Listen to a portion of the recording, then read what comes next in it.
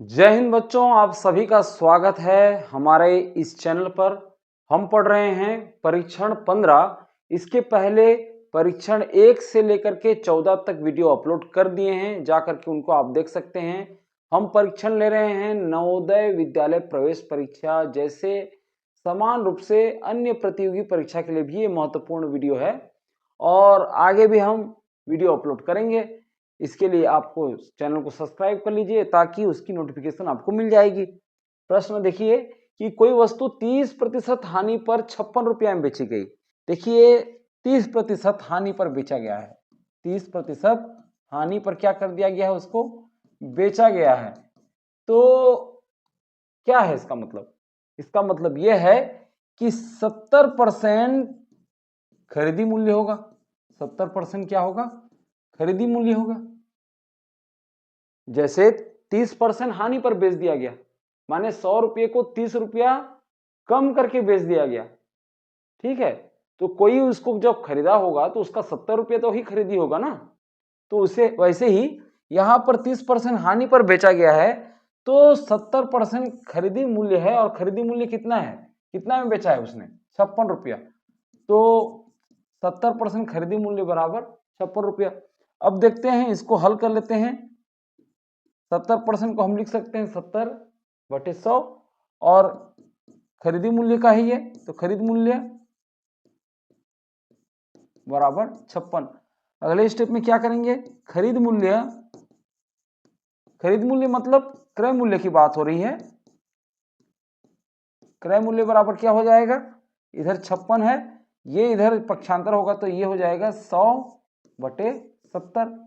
अब ये कट गया, ये कट गया, 7 एकम 7 और 7 7 49, 7 अट्ठे 56, ये भी कट गया, 10 अट्ठे हो जाएगा 80।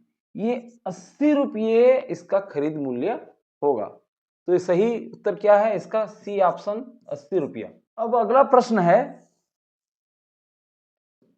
कि यदि एक पुस्तक का मूल्य 1 रुपया 20 पैसा हो तो 36 रुपये में कितनी पुस्तकें खरीदी जा सकती है?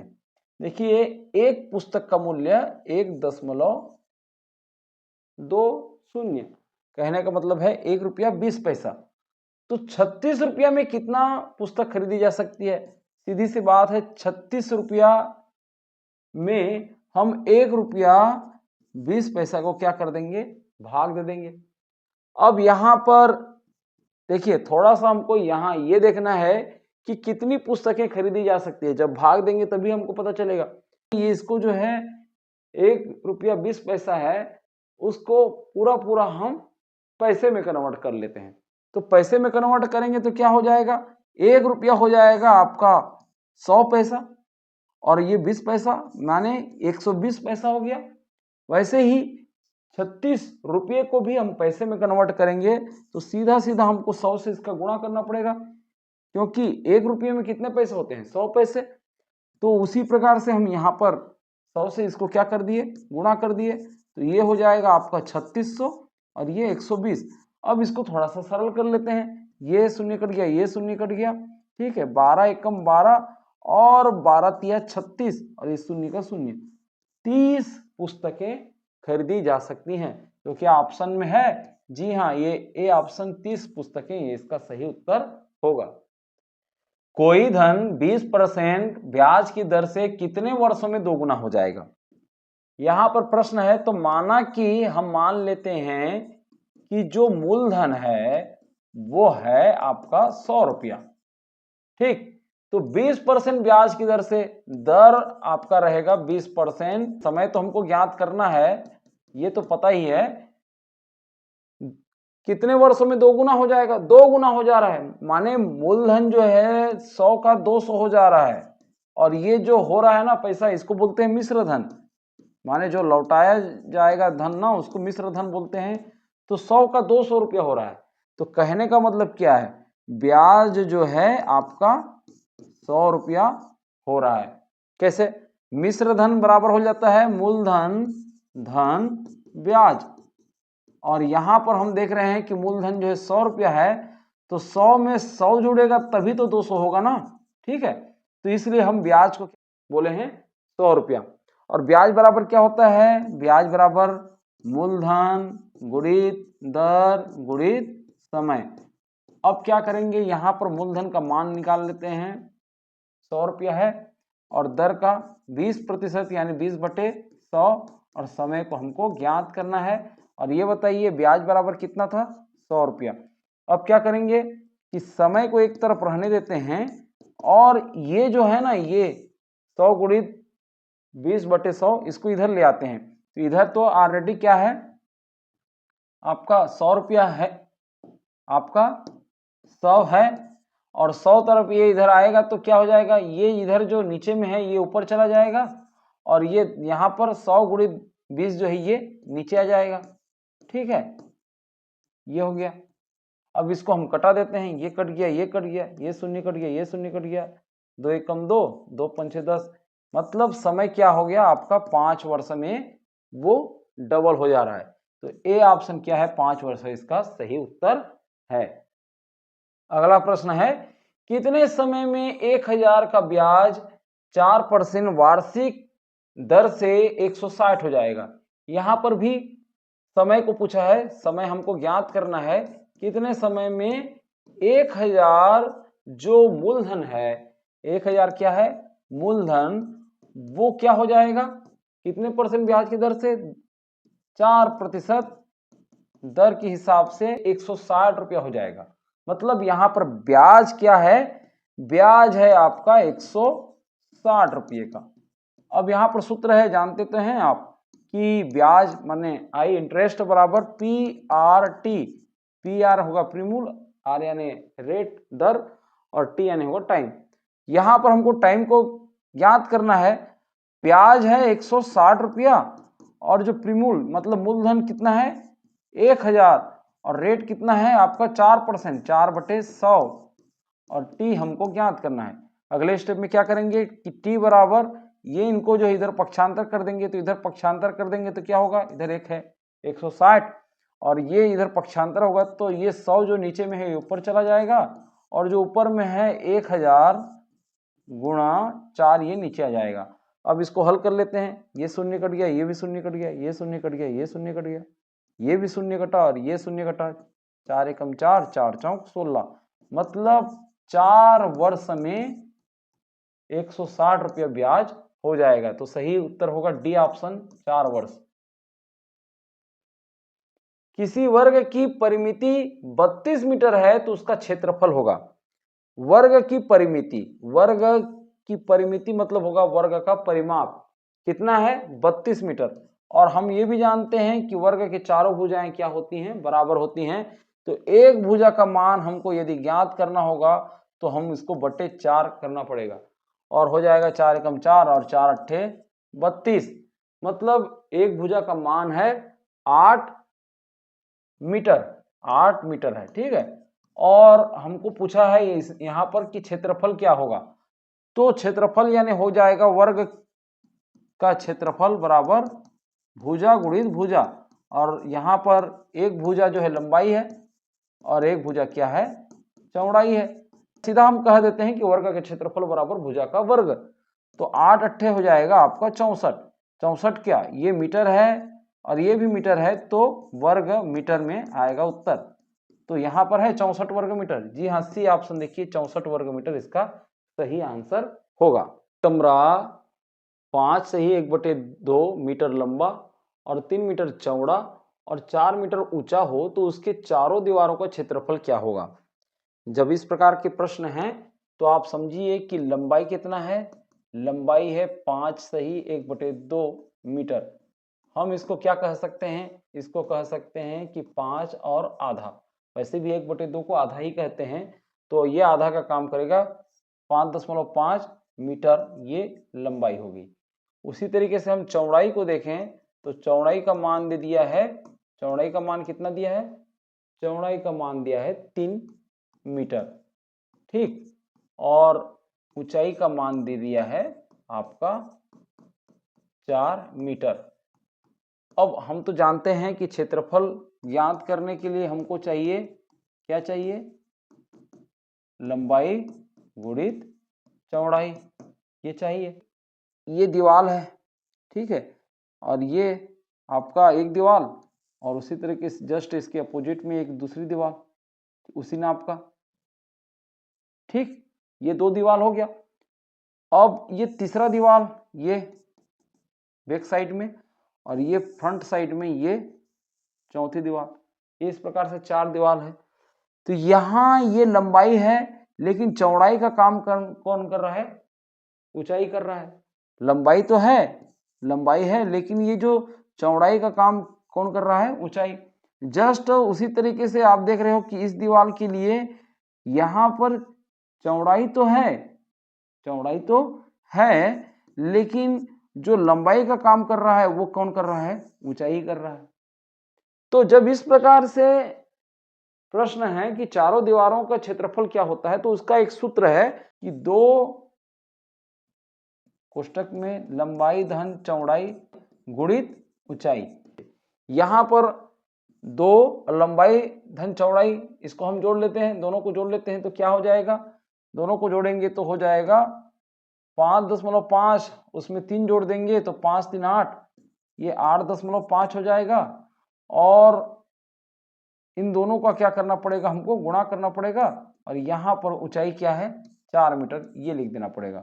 8.5 का दुगुना हो जाएगा आपका 17, 17 चौक हो जाएगा 68 मीटर वर्ग, ठीक है, वर्ग मीटर, 68 वर्ग मीटर हो जाएगा। तो यहाँ पर है क्या ऑप्शन में? जी हाँ, ये देखिए डी ऑप्शन 68 वर्ग मीटर इसका सही उत्तर होगा। ये सूत्र आपको पता रहना चाहिए, फिर आप जो है आसानी से इसको बना सकते हैं, ठीक। अगला प्रश्न है कि प्रथम 4 प्राकृत संख्याओं का औसत क्या होगा? प्रथम 4 प्राकृत संख्या, तो प्रथम 4 प्राकृत संख्या हो जाएंगे 1 2 3 4। इनका क्या करना है हमको? औसत बराबर हो जाता है औसत राशियों का योग, इनका योग करना है। तो योग कर रहे हैं तो कितना हो जाएगा? 4 1 5 और 3 2 5, मतलब हो जाएगा 5 5 10, ठीक। और कितनी है राशियों की संख्या? कितनी है? 4 है, ठीक है। तो ये औसत बराबर होता ही क्या है? राशियों का योग, जो भी दिए गए आंकड़ा है उनका योग और बटे राशियों की संख्या, कि ये कितने राशियों की संख्या, ये कितने संख्या में है? 1 2 3 4, ठीक। अब इसको हम क्या कर लेते हैं? भाग दे देते हैं 10 को 4 से, 10 को हम 4 से भाग देते तो 4 दूनी 8 हो जाता और 2 शेष आ जाता। तो 2 पूरा पूरा गया है तो इसलिए 2, और यहाँ पर हम 2 शेष को ऊपर लिखेंगे और 4 की जगह में 4। इसको थोड़ा सरल कर लेंगे, 2 1 कम 2, 2 दूनी 4, मतलब 2 सही 1/2, ये हो जाएगा इसका उत्तर, ठीक है। तो ये भी ऑप्शन इसका सही उत्तर होगा। 10 से नीचे की विषम संख्याओं का औसत क्या होगा? 10 से नीचे की, 10 से नीचे हम देखें तो आपका 1 3 5 7 और 9 ये विषम संख्या हैं जो 10 के नीचे हैं। अब इनका औसत देखें तो औसत क्या हो जाएगा? इनको जोड़ना पड़ेगा सबसे पहले तो ये हो जाएगा 9 1 10 और यहाँ पर 7 3 10 और ये 5, तो 10 10 20 और 5 25, यानी सबको हम जोड़ेंगे तो 25 आ जाएगा। और ये कितनी संख्या में है? ये 5 संख्या में है, इसलिए 5 से इसको भागित देना पड़ेगा। तो 5 एकम 5 और 5 पच्चे 25, उत्तर आ जाएगा 5। तो क्या है ऑप्शन में? जी हाँ, ये ए ऑप्शन 5 इसका सही उत्तर होगा।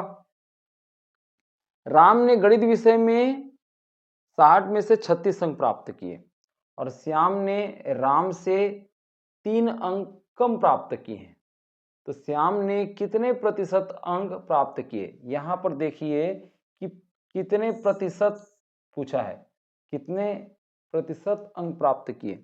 यहां पर यह नहीं पूछा है कि राम ने तो पाया 36 अंक और श्याम ने राम से 3 अंक कम प्राप्त किए, तो हड़बड़ी में ये मत कर दीजिए कि 36 में 3 को घटा देंगे तो 33 उत्तर आएगा। नहीं, ऐसा नहीं होगा। देखिए, सबसे पहले ये जानिए कि श्याम ने कितना अंक पाया? श्याम ने 33 अंक तो पाया, लेकिन कितने में 33 अंक पाया? 60 में।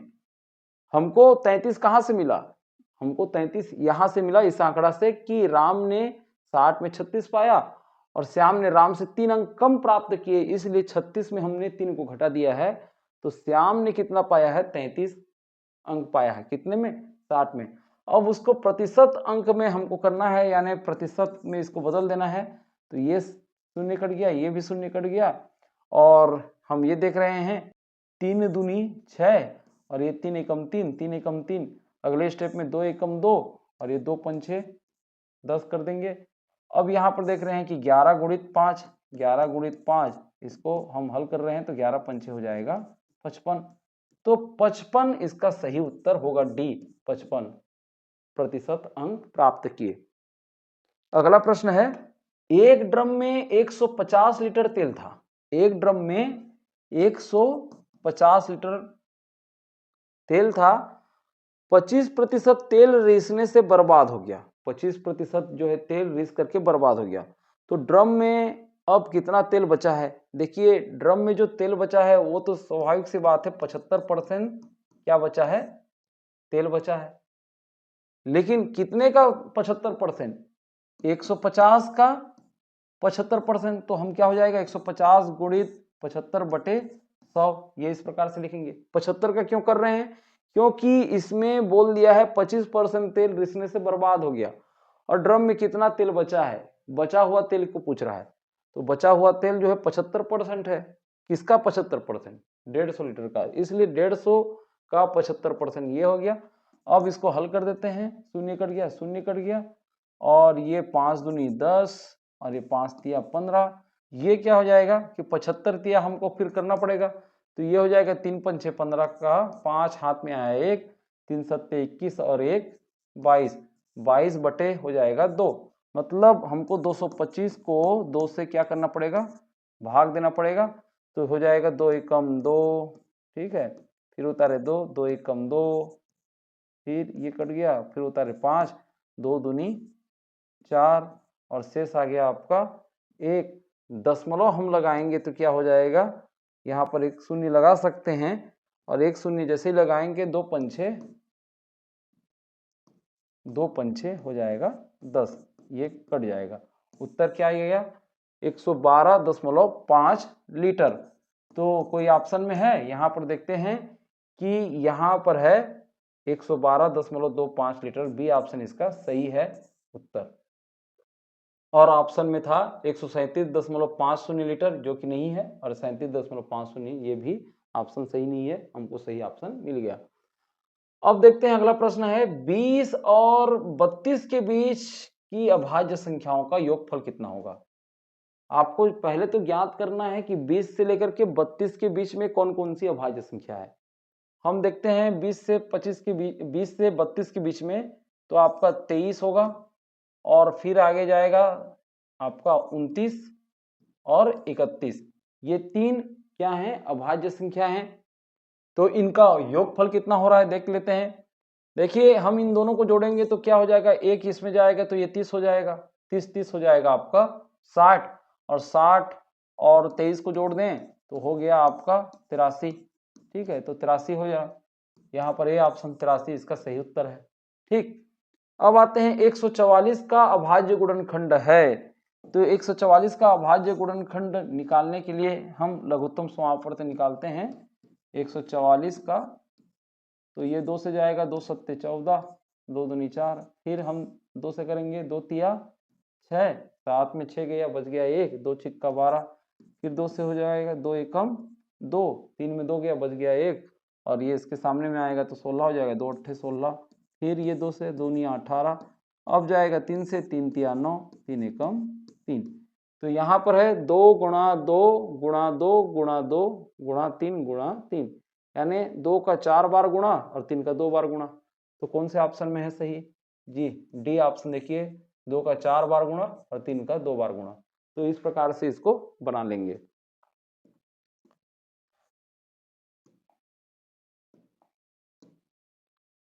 अगला प्रश्न है कि एक स्कूल में कुल 400 बच्चे हैं, इनमें से 45% लड़कियां हैं, तो स्कूल में लड़कों की संख्या क्या है? देखिए कुल तो हैं 400 और 45% यदि लड़कियां हैं तो स्वाभाविक सी बात है लड़कों की जो प्रतिशत होगी वो 55% होगी। तो 400 में 400 का जो 55% है वो क्या हो जाएगा, 400 गुणा 55/100। अब ये कट गया, ये कट गया, ये कट गया, ये कट गया, दोनों ऊपर नीचे 2 शून्य कट गया। ठीक, अब 55 चौक क्या हो जाएगा, 4 पंछे 20, हाथ में आया तो 4 पंछे 20 और 2 22, 220। तो क्या है 220? जी हाँ, ये देखिए सी ऑप्शन 220 इसका सही उत्तर है। अगला प्रश्न है कि एक व्यक्ति को एक रेडियो 550 में बेचने पर 40 रुपये लाभ होता है। कितने रुपये का लाभ होता है? 40 रुपये का। कितने में बेचने पर? 550 में। तो बताएं रेडियो कितने में खरीदा था? देखिए 550 में जब बेचा है और उसको इसमें से कितना मिल जा रहा है लाभ? 40 रुपया। तो 40 रुपये को हम घटा देते हैं, है ना। विक्रय मूल्य ऋण लाभ बराबर होगा क्रय मूल्य। तो क्या हो जाएगा? 510। तो 510 में उसने खरीदा था। ठीक, तो ये ए ऑप्शन 510 इसका सही उत्तर होगा। वह छोटी से छोटी संख्या बताएं जिसको 20, 25 तथा 30 से भाग देने पर प्रत्येक दशा में 5 बचे। तो यहां पर हम सबसे पहले कर लेते हैं 20, 25 और 30 का लघुत्तम समापवर्त निकाल लेते हैं। पहले तो ये तो देख लें कि पूरा पूरा भाग किस में जा रहा है। तो उसके लिए हमको करना पड़ेगा, सबका लघुत्तम निकालना पड़ेगा कि 2 में पहले विभाजित करेंगे तो 2 एकम 2, 2 शून्यम 0, फिर ये 25 उतर जाएगा और ये हो जाएगा 2 एकम 2, 3 में 2 गया, बच गया 1 और ये शून्य के आगे आम जाएगा तो ये 10 हो जाएगा, 2 पंछे 10। फिर उसके बाद हम देख रहे हैं कि 2 से ही जाएगा और क्या होगा, 2 पंछे 10 और ये 25 उतर गया और ये 15 भी। फिर उसके बाद 3 से हम देखेंगे तो ये 5 उतर गया और ये 25 भी और ये 3 पंछे 15 हो जाएगा। फिर उसके बाद 5 से हम करेंगे तो 5 एकम 5, 5 पछे 25, 5 एकम 5, फिर 5 से और ये 1, 5 एकम 5 और ये 1। ठीक है, तो हो जाएगा आपका 5 पछे 25, 25 तिया 75 और 75 दूनी हो जाएगा आपका 150 और 150 माने 150 और 150 दूनी हो जाएगा आपका 300।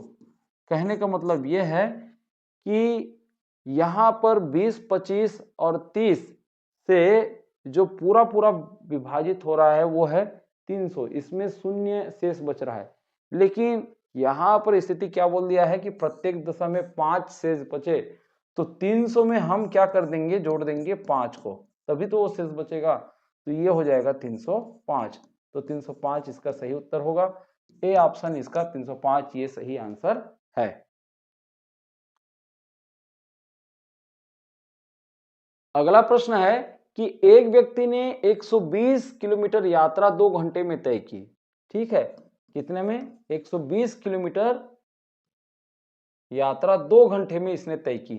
तो उसी गति से वह 180 किलोमीटर यात्रा करने में कितना समय लगाएगा? देखिए आप पहले तो ये देख लीजिए कि इसकी जो है, इस व्यक्ति की चाल क्या है। तो 1 घंटे में क्या हो जाएगा? 1 घंटे में 60 किलोमीटर है। ठीक है, 1 घंटे में 60 किलोमीटर। तो 180 किलोमीटर यात्रा तय करने में हम उसकी स्पीड को क्या कर देते हैं, डिवाइड कर देते हैं। तो 60 किलोमीटर प्रति घंटे के हिसाब से चल रहा है। ये शून्य कट गया, ये शून्य कट गया, 6 कम 6, 6 तिया 18। तो ये यहाँ पर हमको पता चल गया कि 3 घंटे में वो क्या कर लेगा, 3 घंटे में 180 किलोमीटर यात्रा पूरा कर लेगा। तो ए ऑप्शन इसका सही है, 3 घंटे। ठीक है, अगला प्रश्न है 0.3 गुणित 0.03 गुणित 0.003 का मान कितना होगा? तो इस स्थिति में हम क्या करेंगे, 0.3 गुणित 0.03 गुणित 0.003, यहाँ पर कुछ समय के लिए दशमलव को थोड़ा नजरअंदाज करते हैं। 3 तिया 9 और 9 तिया हो जाएगा 27। तो ये 27 हमने लिख लिया। फिर हम देख रहे हैं कि दशमलव के बाद कितना अंक है, यहाँ पर 1 अंक, यहाँ पर 2 अंक और यहाँ पर 3 अंक। कुल मिला करके हम देखें तो 6 अंक है दशमलव के बाद। तो हम उत्तर में भी दशमलव के बाद 6 अंक होना चाहिए, इस प्रकार से व्यवस्था करते हैं। तो ये है 1, 2, 3, 4, 5, 6। फिर जाके यहाँ पर दशमलव लगाते हैं, तो 0.000027 यहाँ पर है ऑप्शन, जी हाँ बी ऑप्शन देखिए 0.000027 ये सही उत्तर है। फिर अगला प्रश्न है कि 800 का 5% वार्षिक दर से 5% वार्षिक दर से यानी 5/100 वार्षिक दर से 4 वर्ष में ब्याज क्या होगा, 4 वर्ष में ब्याज क्या होगा। हम क्यों गुणा कर रहे हैं आपस में, क्योंकि मूलधन गुणित दर गुणित समय होता है, ठीक है। अब इसको हल कर लें, ये शून्य कट गया, ये भी शून्य, ये भी शून्य, ये भी शून्य, और ऊपर में हम क्या हमको मिल रहा है, ये देखिए कि 4 पंचे हो गया आपका 20 और 20 अट्ठे हो जाएगा आपका 160, तो 160 इसमें ब्याज होगा, तो ये सी ऑप्शन इसका सही उत्तर है। अगला प्रश्न है कि 0.000027 को साधारण भिन्न में बदलो। यहाँ पर 0.000027 को साधारण भिन्न में बदलने की बात हो रही है, तो हम क्या करेंगे, क्या हम इस प्रकार के जब प्रश्न होते हैं दशमलव का, उसको भिन्न में जब कन्वर्ट करते हैं तो दशमलव के नीचे में हम लगा देंगे 1, और उसके बाद जितना भी अंक है उतना हम शून्य डाल देंगे, 1 2 3 4 5। उसके बाद हम क्या करेंगे कि देख रहे हैं कि ऊपर में 27 है और नीचे में हो जाएगा आपका 1 और कितना शून्य है, 1 2 3 4 5, 1 2 3 4 5, ये इस प्रकार से 27 बटे आपका हो जाएगा 1 लाख, है ना। तो यहाँ पर देख रहे हैं 27 बटे 1 लाख है कहाँ पर, जी हाँ, यहाँ आप लोग देख रहे हैं कि डी ऑप्शन क्या है, 27 बटे 1 लाख, ये सही उत्तर है। यहाँ पर देख रहे हैं कि 1 के बाद 5 शून्य है, यहाँ पर भी 1 के बाद 5 शून्य है, तो वो सही उत्तर है। अगला प्रश्न है कि 7/10 धन 9/1000 धन 6 ये हो जाएगा आपका 10,000, इनको आपको जोड़ना है, दशमलव में लिखना है, दशमलव में लिखना है बोल रहा है, तो हम क्या करते हैं, इसको दशमलव में ही चेंज कर लेते हैं।